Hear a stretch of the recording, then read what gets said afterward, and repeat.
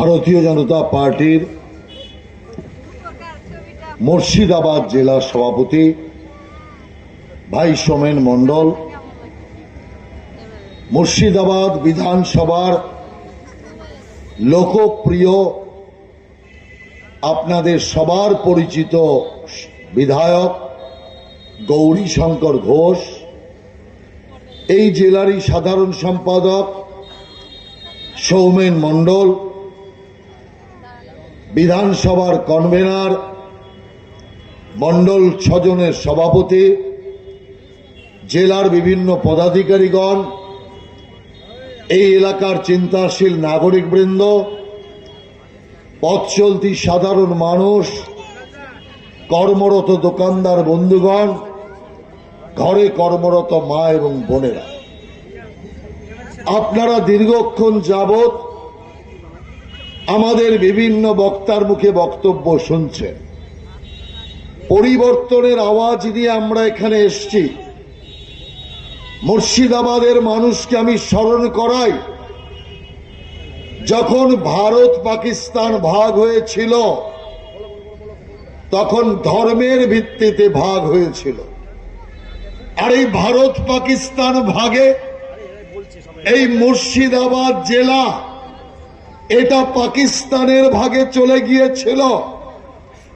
ওই সময় যদি ওই ভাগ থাকতো, তাহলে এখানে যেখানে আমরা ভাষণ দিচ্ছি এই জায়গাটা আজকে পাকিস্তানের আওতায় থাকতো, অর্থাৎ বাংলাদেশে থাকতো। সেই কারণে আমি আপনাদের পরিষ্কার বলতে চাই, এখানে পাকিস্তানের ঝান্ডা উড়ল, 3 দিন পাকিস্তানের ঝান্ডা এখানে ছিল।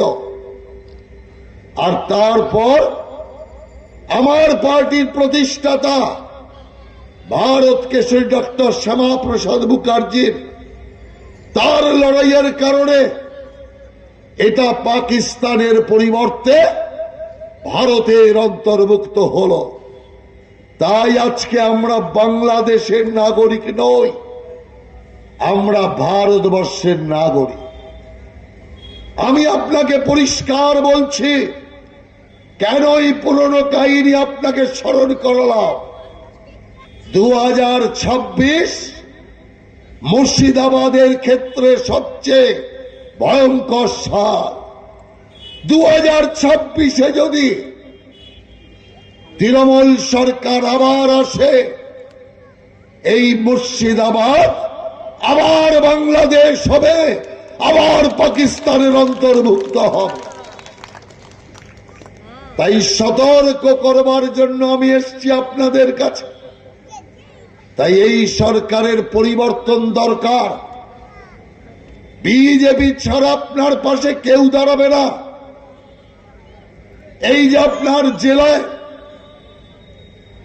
হরগোবিন্দ দাস আর চন্দন দাসকে জ্যান্ত কুপিয়ে কুপিয়ে দিনের বেলা হত্যা করা হলো, সিপিএম একটা শব্দ করেছে, ওরই তো কর্মী। একটাও শব্দ করেছে কংগ্রেস। সবাই মুখে কুলু পেটে রয়েছে। কেন? ভাসুরের কর্ম, ভাসুরের দিকে তাকানো যাবে না, তাই ঘোমটা দিয়ে কংগ্রেস সিপিএম বসে আছে। ভাসুরের কথায় রাগ করবে না। আর তৃণমূল কংগ্রেস ও তো পরিষ্কার দাওয়াতে ইসলাম দিচ্ছে। আপনাকে ইসলাম বানানোর জন্য ববি হাকিম ইতিমধ্যেই বলে দিয়েছে। তাই আমি আপনাদের পরিষ্কার বলছি, শুধুমাত্র চন্দন দাস আর হরগোবিন্দ দাসকে মৃত্যুবরণ করতে হলো একদল উগ্রপন্থী মুসলমানের হাতে, কারণ তারা হিন্দু ছিল, মূর্তিকার ছিল। একইভাবে আপনি দেখুন, বাংলাদেশে কদিন আগে দীপু দাস, যাকে জ্যান্ত পুড়িয়ে মারা হলো, তার অপরাধ কি ছিল? তার অপরাধ ছিল সে হিন্দু। বাংলাদেশে হিন্দু হওয়ার অপরাধে দীপু দাসকে জ্যান্ত পুড়ে মরতে হয়, এখানে হিন্দু হওয়ার অপরাধে হরগোবিন্দ দাস আর তার ছেলে চন্দন দাসকে কুপিয়ে কুপিয়ে মরতে হয়। একই তো চলছে, আলাদা কিছু চলছে? চলবে কি করে? ওখানে মোহাম্মদ ইউনূসের শাসন চলছে, আর পশ্চিম বাংলায় মোহাম্মদ ইউনূসের বোনের শাসন চলছে। অতএব আলাদা হবে কি করে? আজ এই অবস্থা পশ্চিম বাংলায় চলছে। যে রাজ্যের মুখ্যমন্ত্রী এক মঞ্চে উঠে 17-18 বার বলতো ইনশাআল্লাহ ইনশাআল্লাহ ইনশাআল্লাহ, আল্লাহ ছাড়া বক্তৃতা করতে পারতো না। কিন্তু এখন আর আল্লাহ বলে না, এখন আল্লাহ ভুলে গেছে। এখন আল্লাহ বলতে বলতে হঠাৎ দেখলো বিজেপির চাপ, বিজেপির তাপ, সেই কারণে একটু হিন্দু লাইন নিতে হবে। তাই আল্লাহর মাঝে একটু দেবদেবীর নাম করি, অভ্যস্ত নেই, সেই কারণে দেবদেবীর নাম করতে করতে বিষ্ণু মাতা বেরিয়ে গেল। কে পিতা আর কে মাতা সেই বোধটা পর্যন্ত ভুলে গিয়েছে। কিন্তু মুসলমান ভাইদের বলতে চাই, আজকে মমতা ব্যানার্জির মুখে আল্লাহ নেই। কেন আজকে আল্লাহর নাম নেই? আজ মঞ্চে উঠে শুধুমাত্র বলে জয় জগন্নাথ, জয় দুর্গা মাতা, জয় লক্ষ্মী মাতা, এখন সব হিন্দু দেব দেবীর নাম ছুটছে। অতএব মুসলমান বুঝুন, এর নাম মমতা ব্যানার্জি। যে সুযোগ বুঝে আপনার আল্লাহকেও ফেলে দিতে পারে, সে মুসলমানকে ফেলতে কতক্ষণ, মুসলমানকে ছাড়তে কতক্ষণ। সেই কারণে সুবিধাবাদী রাজনীতি যখন এই রাজ্যের সর্বত্র মুসলমান একদল উগ্রপন্থী রাস্তা অবরোধ করে রেখেছে, স্টেশনে স্টেশনে ট্রেন জ্বালাচ্ছে, এই মমতা ব্যানার্জির কাছে সাংবাদিকরা যখন প্রশ্ন করল, কি বললেন তিনি বললেন, যে গরুর দুধ দেয় তার লাথি খেতে হবে। তুই ওই গরুর দুধ খাস, তুই লাথি খা, আমরা কেন লাথি খাবো?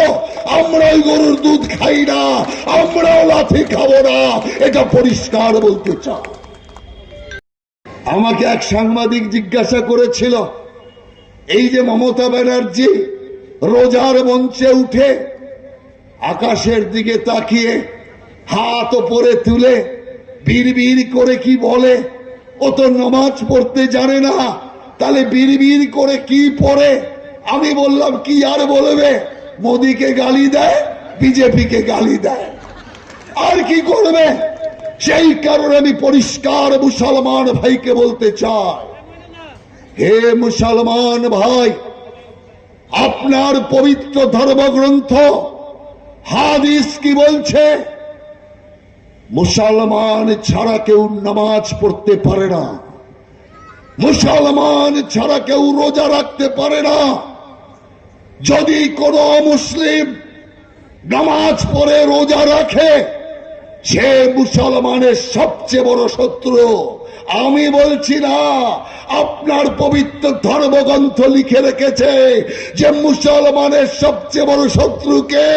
বলুন আপনারা, কে সবচেয়ে বড় শত্রু? মমতা ব্যানার্জি। কারণ মুসলমান ধর্মটাকে নাটকের মঞ্চ বানিয়েছে। এক মহিলা হিন্দু ব্রাহ্মণ কন্যা মঞ্চের পাশে দাঁড়িয়ে আছে, হিন্দু সেজে শাড়ি পরিহিতা, সে মুসলমানের রোজা মঞ্চে উঠে নাটকের অভিনয় করবে। নাটকের অভিনয় আর্টিস্ট যা করে, সাজ পরিবর্তন করে, উনিও একটা হিজাব পরে নিলেন, মঞ্চে উঠে গেলেন, রোজা রাখার নাটক করলেন। তিনি আল্লাহর আরাধনা করবার নাটক করলেন, নামাজ আদা করলেন, মঞ্চ থেকে নেমে গেলেন, হিজাব খুলে নিলেন, ছিলেন হিন্দু, মুসলমানের মঞ্চে উঠে হলেন মুসলমান, আবার মুসলমানের মঞ্চ থেকে নেমে আবার হয়ে গেলেন হিন্দু। তাহলে মুসলমান ভাই, আপনার মঞ্চটাকে নাটকের মঞ্চ বানিয়েছে এই মমতা ব্যানার্জি। আল্লাহর অপমান করেছে, গুনাহ করেছে আল্লাহ। আর এখন হুমায়ুনকে এনে বাঁচার চেষ্টা চলছে। আরে বাবর এখানে টিকতে পারে। পঞ্চায়েত সমিতির মেম্বার চুমকি বিশ্বাস মহাশয়া, আমি চুমকি বিশ্বাস মহাশয়াকে আমাদের জেলার সভাপতি সম্মানীয় সৌমেন মণ্ডলকে বরণ করার জন্য